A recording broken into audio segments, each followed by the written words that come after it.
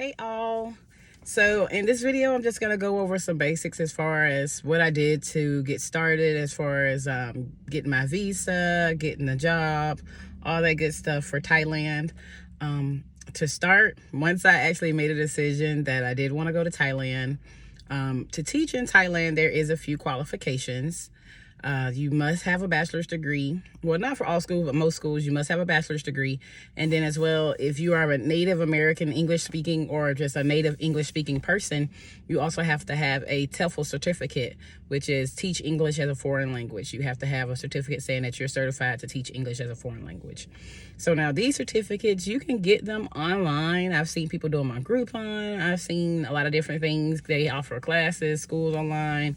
But I just know the type of learner I am. I actually like in-person learning. So I knew I wanted to go to Thailand. So I actually looked up a school in Thailand that does TEFL certification. And I enrolled with that school. So the school I'm going to go to is called TEFL Campus. TEFL Campus is in Phuket. And I'll link their and put their information up here as well. But pretty much I just reached out and applied, spoke with the director, Eric, I believe, over the facility, went over the course information, all that good stuff. He gave me some details, things I needed to know. You pay your monies. I will say an in-class TEFL certification is a bit more expensive. It's about $1,000 roughly.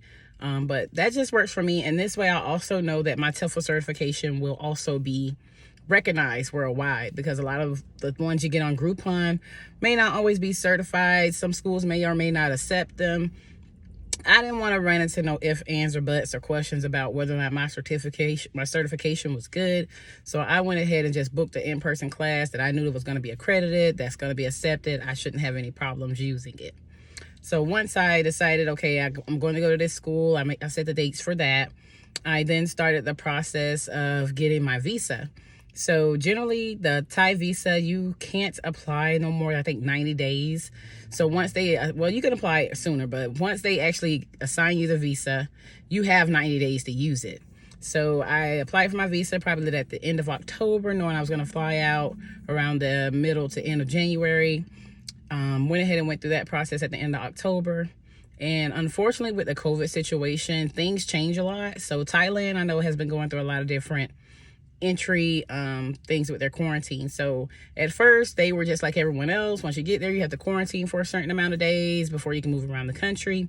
Then they introduced some new plans where they called it test and go, to where you only had to do a 1-day quarantine as long as you're vaccinated, and then you can move around. They also introduced the Phuket Sandbox program, where if you fly into Phuket and you're vaccinated, at first it was 7 days. Now with the test and go, it had been reduced to 1, where you can just test in Phuket and you can move around the island.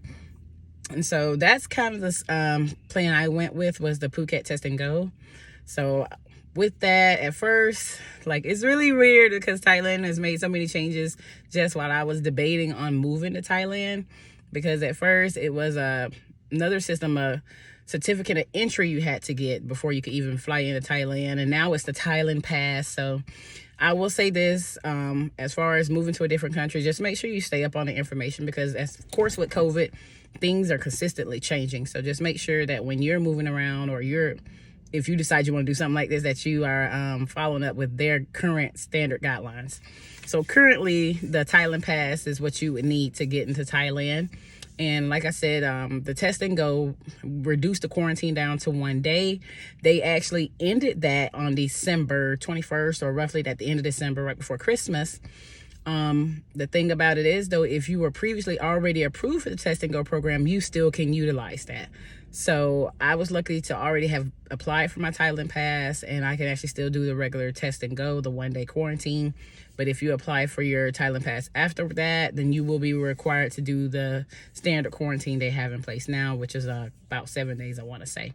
Don't quote me on all this, because I know what I'm doing, which is the 1-day test and go.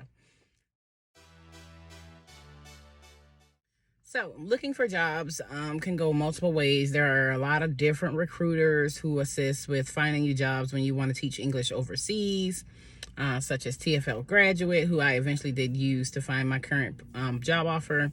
But there's a bunch of them. Teach English in Asia, just VIP Kids. Teach Away, Go Abroad. It's just like so many different ones. So I downloaded the app. It was TEFL.com. I downloaded their app. They assist with job searches for teachers all over the country.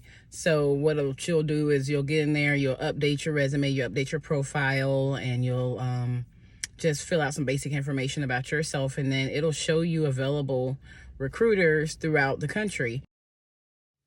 I hope you all enjoyed the video. Please like, follow, and subscribe.